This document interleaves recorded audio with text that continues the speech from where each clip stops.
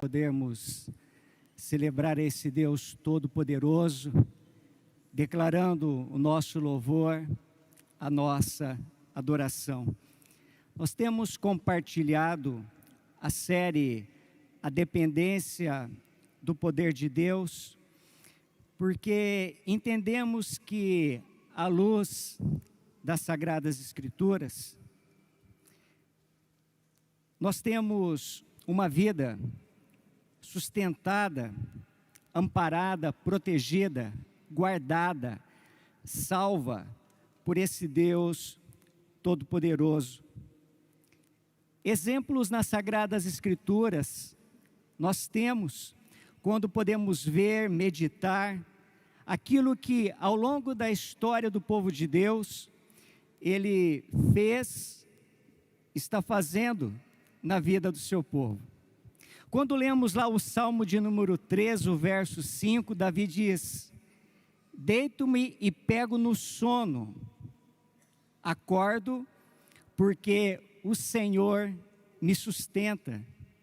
Fica visível que Davi entendia que uma coisa muito simples da vida, deitar, dormir, acordar, levantar, só era possível pela manifestação do cuidado, do poder de Deus na sua vida. O apóstolo Paulo, escrevendo aos Efésios, no capítulo 2, o verso de número 1, ele diz: Ele vos deu vida, estando vós mortos em vossos delitos e pecados. Paulo entendia muito bem que a partir do Evangelho de Jesus, do poder da autoridade que há no nome dele, ele foi liberto das trevas, foi transportado para a maravilhosa luz. Ele que outrora estava condenado nos seus delitos e pecados, ele recebeu vida, e vida eterna por intermédio do poder de Deus, operado em sua vida, operado pela ação do Espírito Santo de Deus. E o próprio Senhor Jesus, no seu Evangelho registrado por João capítulo 15, o verso de número 5, ele diz: eu sou a videira e vós os ramos. Quem permanece em mim e eu nele, esse dá muito fruto, porque sem mim nada podeis fazer. O próprio Senhor Jesus, ele disse que nós necessitamos, nós carecemos do agir, da atuação, da manifestação do poder de Deus em nossas vidas, para que possamos ter uma vida frutífera, para que possamos ter uma vida próspera aqui na terra. A Bíblia, as Sagradas Escrituras, ela é uma fonte inesgotável de exemplos, ricos exemplos de homens, de pessoas que vivenciaram na sua própria vida esse poder, essa ação de Deus em suas vidas.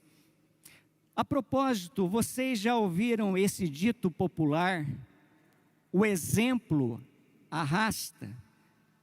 É uma verdade, porque o exemplo, ele pode tanto influenciar alguém para o bem, como para o mal. E no contexto de liderança, muitos líderes acreditam que o bom exemplo, através das suas ações, através do seu serviço, através do seu trabalho, eles podem inspirar, motivar a sua equipe a seguirem os seus passos, a seguirem o seu exemplo. E esse conceito é conhecido como liderança pelo exemplo. É considerado uma característica importante dos líderes eficazes. Eu quero, juntamente com vocês, nesta noite, olhar para um líder específico, que através do seu exemplo, através do seu serviço, nós podemos entender que podemos nos tornar pessoas melhores a cada dia das nossas vidas. E esse líder é Jesus Cristo. Eu convido vocês para, juntamente comigo, acessarem as suas Bíblias em 1 Pedro, capítulo 2, o verso de número 21. Estou com dificuldade aqui na tela. 1 Pedro, capítulo 2, o verso de número 21. Que nos diz assim a palavra do Senhor nosso Deus. Porquanto, para isto mesmo fostes chamados, pois que também Cristo sofreu em vosso lugar, deixando-vos exemplo para seguirdes os seus passos.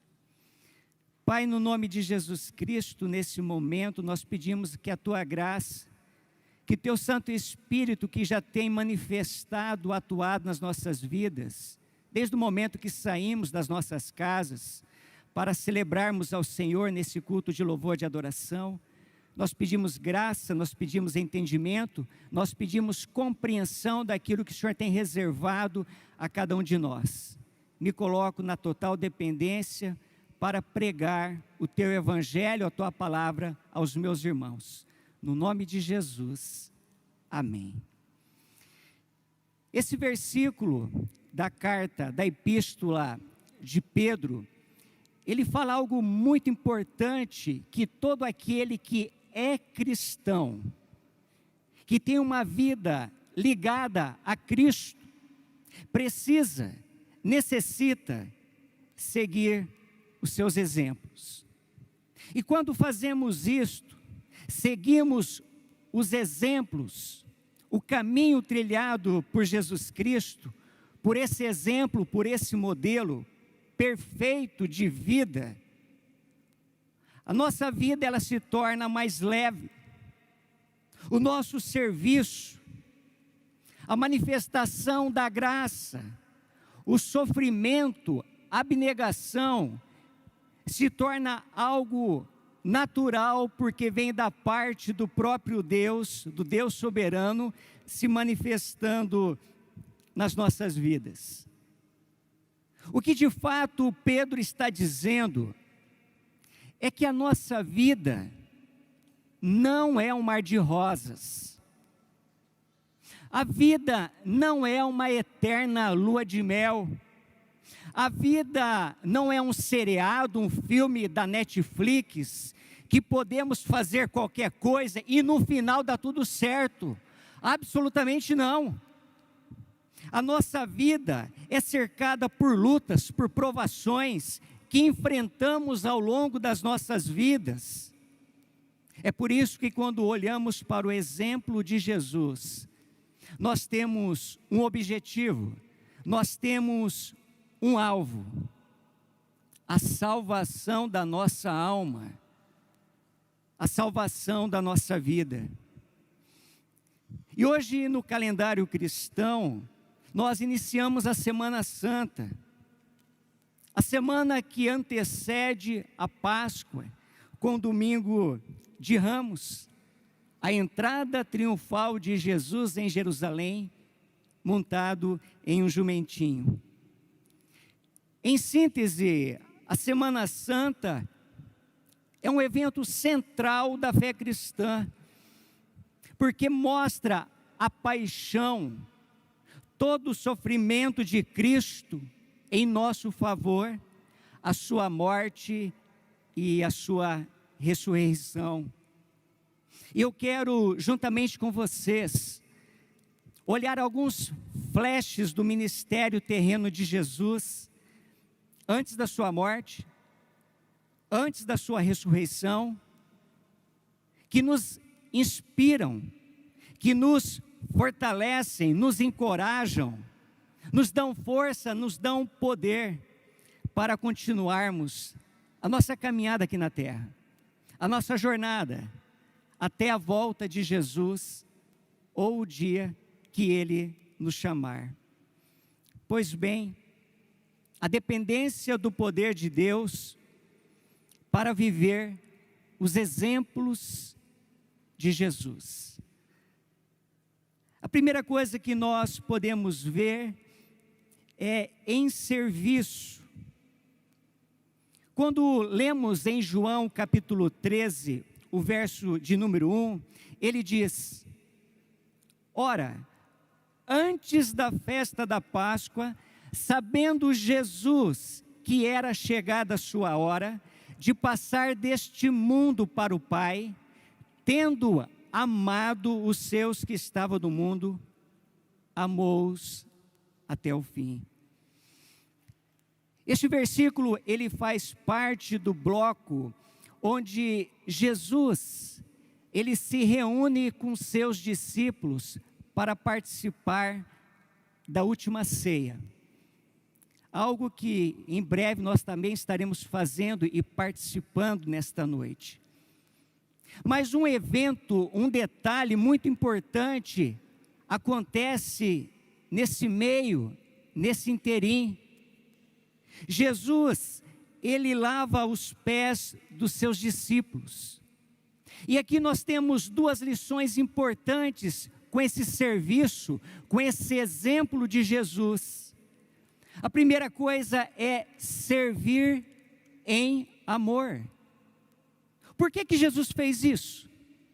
Por que Jesus lavou os pés dos seus discípulos? Porque ele os amava. Por favor, preste atenção aqui. Quando você ama a sua família, quando você ama as pessoas que estão à sua volta, o que você faz, o seu serviço, o seu trabalho, o seu ministério, seja lá na sua casa, seja lá na sua escola, na sua faculdade, no seu trabalho, na sua igreja, isso não se torna um peso, isso não se torna um fardo. Você serve com alegria, você serve com amor, com paixão, com gratidão, sabendo que aquilo que você está fazendo tem um propósito, está edificando pessoas, está abençoando pessoas, melhorando a sua vida, por intermédio do seu serviço, por intermédio daquilo que você está fazendo para o seu próximo. Começando com coisas básicas em casa.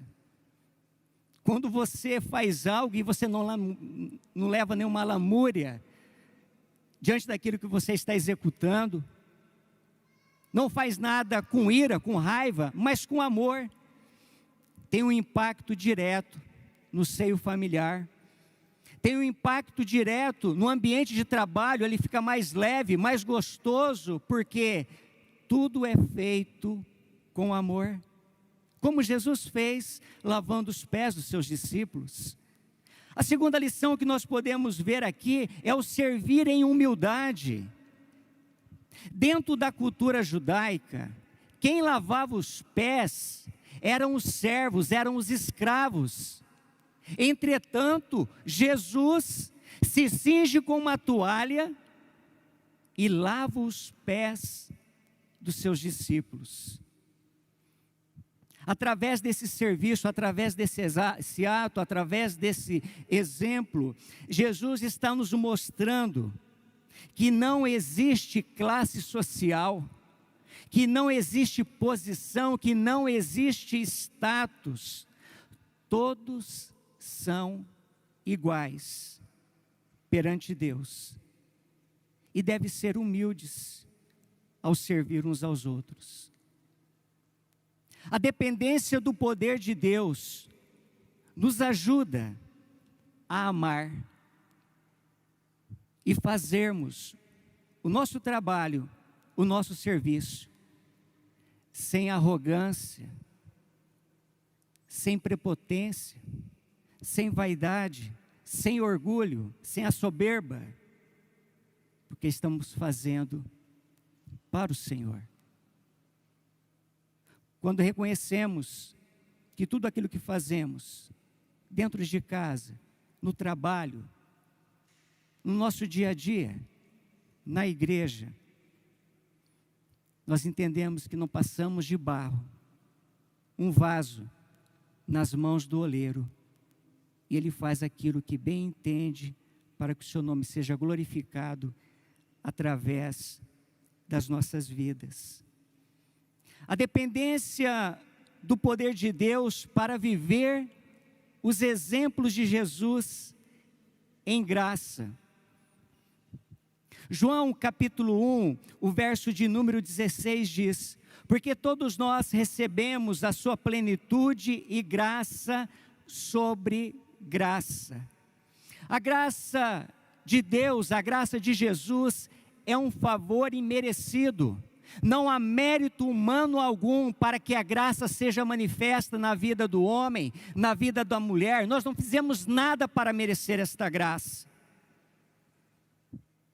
Durante o seu ministério terreno, Jesus, na sua última ceia, ao lado dos seus discípulos, Ele mostrou que a graça é para os excluídos, a graça é para os marginalizados, a graça é para os pecadores, para os doentes, para os oprimidos. Jesus oferece o perdão, a salvação, independente da condição humana.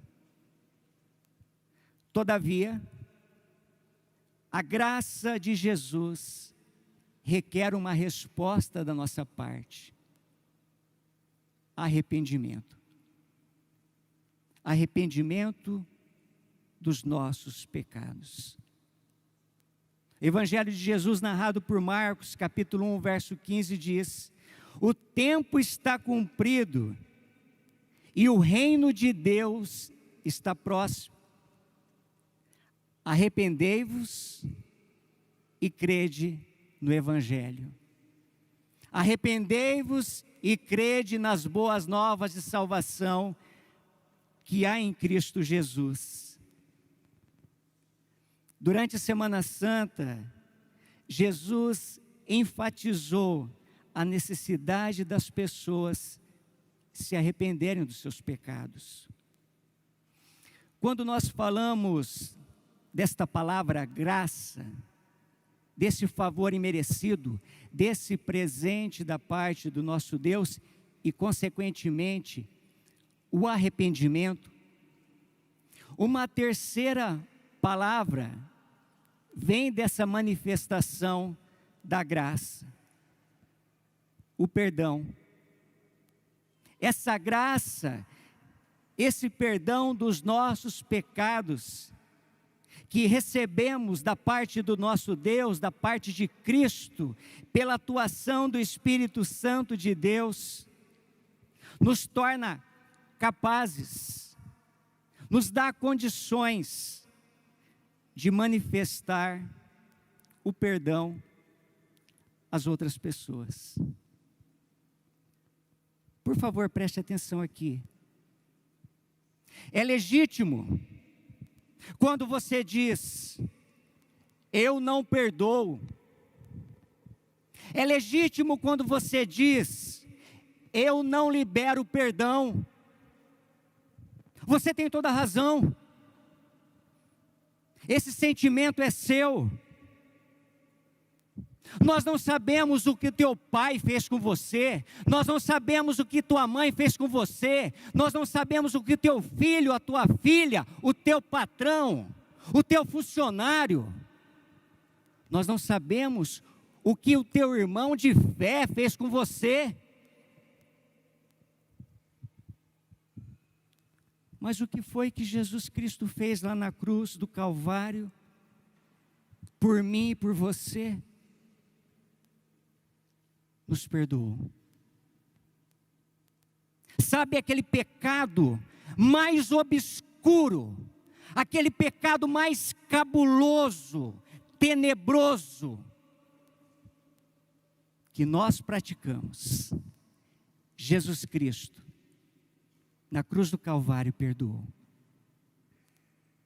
nos dando o exemplo, nos mostrando que a graça que nós recebemos, essa graça precisa ser manifesta às pessoas que estão à nossa volta, começando dentro de casa. enquanto temos oportunidade, enquanto é possível, reconciliarmos, perdoarmos e sermos perdoados. A graça nos alcançou, e nós, através dessa dependência do poder de Deus, é unicamente pelo poder de Deus que é possível perdoar quem me ofendeu, quem me magoou, quem me prejudicou, assim como Jesus Cristo fez por cada um de nós, lá na cruz do Calvário. Essa graça merecida, ela precisa ser manifestada pelos cristãos, pelos seguidores de Jesus Cristo. A dependência do poder de Deus para viver os exemplos de Jesus através do sofrimento. João, no capítulo 19, o verso 17, ele diz: tomaram eles, pois, a Jesus, e ele próprio, carregando a sua cruz, saiu para um lugar chamado Calvário, Gólgota, em hebraico. Jesus sofreu no seu ministério terreno. Jesus foi desprezado. Jesus foi humilhado, rejeitado, escarnecido, até a morte de cruz.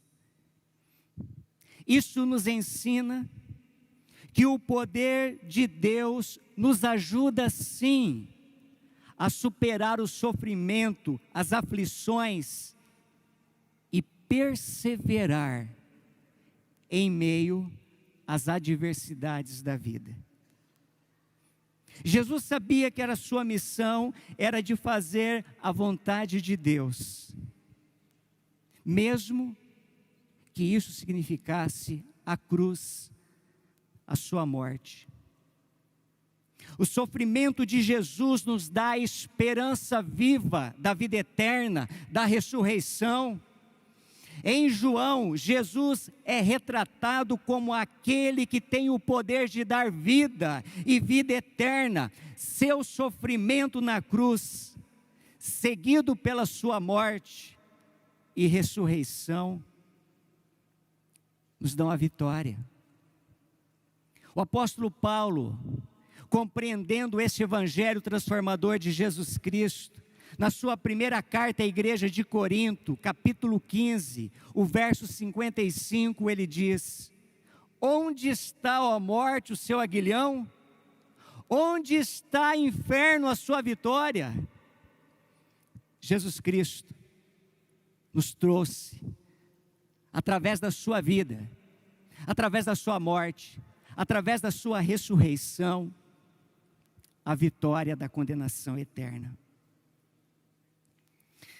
Eu amo a palavra de Deus, porque ela sempre, sempre mostra, transmite a verdade. Por favor, preste atenção aqui. Não existe evangelho sem a cruz.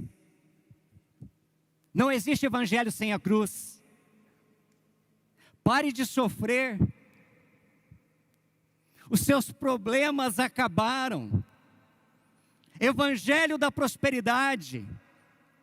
Crente não fica doente. Crente não sofre acidente. Que evangelho é esse? O evangelho que não passa pela cruz, pelo sofrimento, não é o evangelho de Jesus Cristo. O próprio Senhor Jesus Cristo disse, registrado pelo evangelista Lucas, capítulo 9, o verso de número 23, se alguém quer vir após mim, negue-se a si mesmo. Dia a dia, tome a sua cruz e siga-me. O que Jesus está dizendo para mim e para você, que todo dia vai ter um sofrimento, Todo dia vai ter uma aflição, todo dia vai ter um desafio, porque esse é o Evangelho de Jesus Cristo, o Evangelho do sofrimento que passa pela cruz.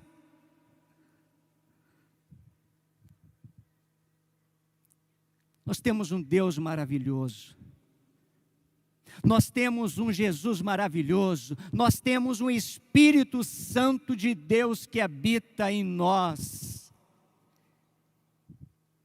E aí nós podemos entender o que Jesus no seu ministério, no seu evangelho deixou a cada um de nós. Tenho-vos dito isto, para que tenhais paz em mim. No mundo tereis aflições, no mundo tereis sofrimentos, mas tende bom ânimo. Eu venci o mundo. Sabe, queridos irmãos e amigos, o privilégio que nós temos é, em meio às nossas lutas, em meio às nossas tribulações, ter essa paz que excede todo entendimento intelectual, racional, inexplicável humanamente, porque em meio ao sofrimento nós temos paz, em meio à angústia nós temos paz, nós temos a certeza de um Deus conosco, do Deus Emanuel, em todo momento das nossas vidas. Que privilégio nosso, vivermos o Evangelho da cruz. O apóstolo Paulo, ele vivenciou isso. Quando ele escreve aos Filipenses, capítulo 4, o verso de número 7. E a paz que excede todo entendimento, guardará os vossos corações, os vossos sentimentos em Cristo Jesus. O nosso sofrimento, a nossa dor, a nossa angústia, ela está guardada em Cristo Jesus. Isto é algo maravilhoso e nós só podemos desfrutar quando o poder de Deus opera em nossas vidas. Uma última lição que nós podemos ver nesse ministério de Jesus aqui na terra é a abnegação. João capítulo 6, o verso de número 38 diz: porque eu desci do céu, não para fazer a minha própria vontade, mas fazer a vontade daquele que me enviou. Jesus nos ensina que para seguir a vontade de Deus, nós precisamos renunciar os nossos próprios desejos. E ao fazer isto, nós experimentamos esse poder transformador de Jesus, do seu Evangelho nas nossas vidas, através do Espírito Santo de Deus que habita em nós. Jesus nos mostrou que a obediência ao Pai, a vontade de Deus, é a chave para experimentarmos esse poder que opera em nossas vidas.